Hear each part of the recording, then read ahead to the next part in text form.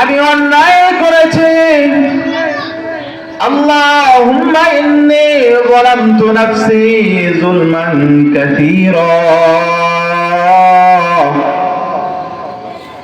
আল্লাহুম্মা ইন্নী যালামতু নাফসি যুলমান কাসীরা।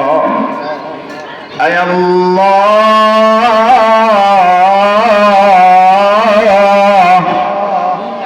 আমি তো বড় অন্যায় করেছি, জুলুম করেছি, নিজের নফসের উপর নাফরমানি করেছি, নফসের উপর জুলুম করেছি। মালিক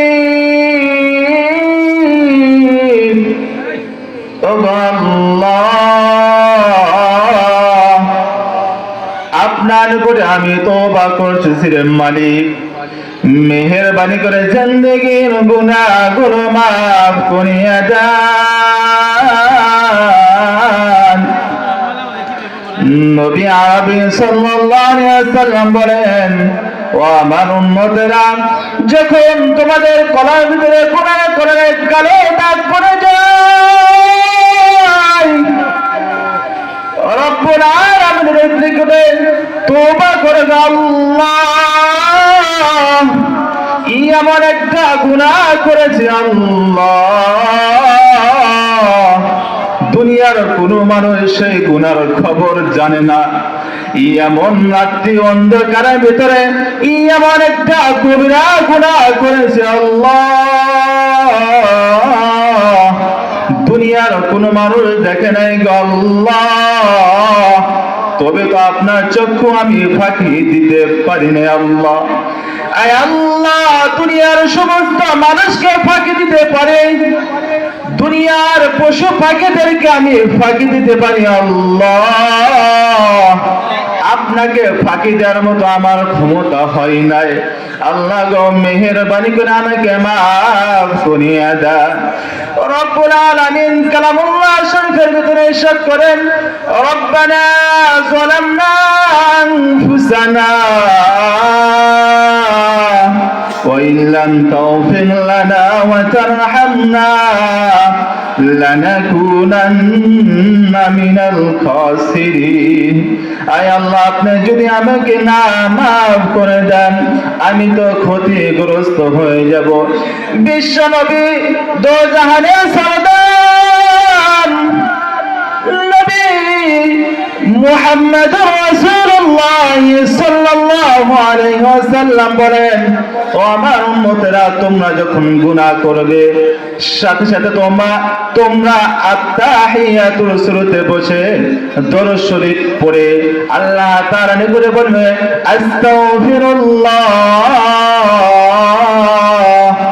রাব্বি মিন কুল্লি যামবি ওয়া আতুবু ইলাইহি লা হাওলা ওয়ালা কুওয়াতা ইল্লা বিল্লাহিল আলিয়্যিল আযীম।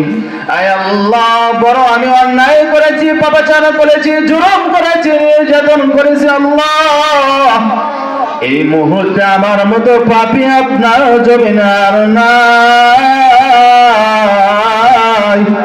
আল্লাহ গো, মেহেরবানি করে আমাকে মাফ করিয়া দেন।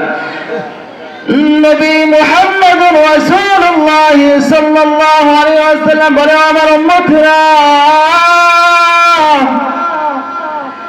জমিন থেকে আসমান পর্যন্ত যত ফাঁকা জায়গা আছে গো, যদি তোমাদের জীবনের গুনাহ দিয়ে ভরপুর হয়ে যায়, তবুও যদি আল্লাহর নিকটে তুমি খাঁটি দিলে তওবা করতে পারো, আমার আল্লাহ বলেন, লা তাকুনাতু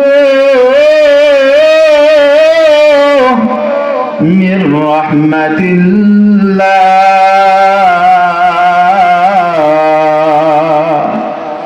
ইন্নাল্লাহা ইয়াগফিরুয যুনুবা জামিআ, ইন্নাহু হুয়াল গফুরুর রহিম।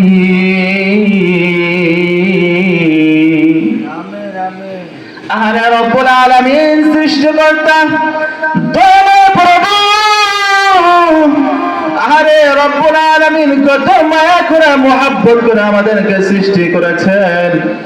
আল্লাহ তাআলা বলেন লা তাকুনাতু মির রাহমাতিল্লাহ।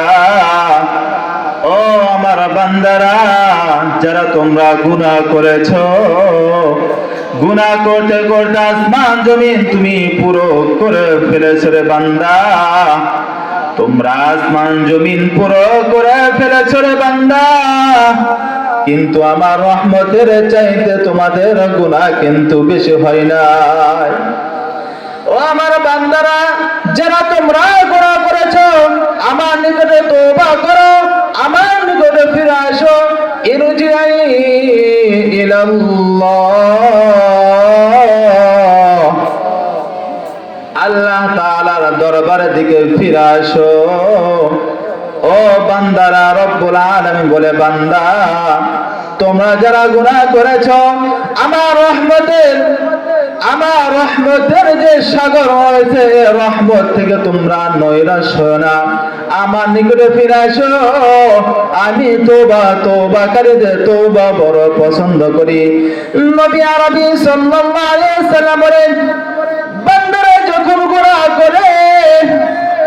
করার সাথে সাথে যখন রব্বুল আলামিনের উপরে তওবা করে, নবী আরবি সাল্লাল্লাহু আলাইহি ওয়াসাল্লাম বলেন, তখন ওই বান্দা থেকে উত্তম কোন বান্দা আল্লাহর দরবারে আর কেউ নাই। সুবহানাল্লাহ। সম্মানিত হাজিরিন, নবী আরবি সাল্লাল্লাহু আলাইহি ওয়াসাল্লাম আমাদেরকে বারবার গুনাহ থেকে ফেরত আসতে বলেছেন। আর যেই নবীর জীবনে কোনো গুনাহ ছিল না, যেই নবী জীবনে কোনোদিন মিথ্যা কথা বলে নাই, যেই নবী কোনোদিন সুদ খায় নাই, ঘুষ খায় নাই, যেই নবী কোনোদিন চগলখড়ি করে নাই, মুনাফিকি করে নাই, এমন নবীর প্রতি আমাদের এমন কিছু কুলঙ্কার মুসলিম মানুষগুলো আছে, জাতিগুলো আছে, যারা বিশ্ব নবী দোজাহানের সরদার নবী আরবি সাল্লাল্লাহু আলাইহি ওয়াসাল্লামের ব্যাপারে কটূক্তি করে। যাদের জন্মের ঠিক নাই, যাদের জন্মের ভিতরে সমস্যা আছে, তারাই মূলত বিশ্ব নবী দোজাহানের সরদার নবী আরবি সাল্লাল্লাহু আলাইহি ওয়াসাল্লামের ব্যাপারে সন্দেহ করে। আর যারা প্রকৃত মুমিন, যারা প্রকৃত মুসলিম, তারা তাদের অন্তর দিয়ে, তাদের কলিজা দিয়ে নবী আরবি সাল্লাল্লাহু আলাইহি ওয়াসাল্লামকে ভালোবাসে। আল্লাহর হাবিব সাল্লাল্লাহু আলাইহি ওয়াসাল্লাম গুনাহ থেকে আমাদেরকে বারবার ফিরে আসতে বলেছেন।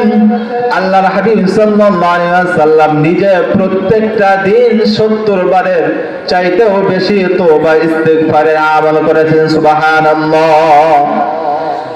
শুধু তাই নয়, অন্য হাদিসে পাকের মধ্যে আসছে নবী আরবি সাল্লাল্লাহু আলাইহি ওয়াসাল্লাম 100 বার করে ইস্তিগফারের আমল করেছেন। এমন নিষ্পাপ নবী, এরপর দৈনন্দিন 100 বার করে ইস্তিগফারের আমল করেছেন। ওরে বান্দা, আমরা এত গুনাহ করে এর উপর কিন্তু তওবা করে ফেরত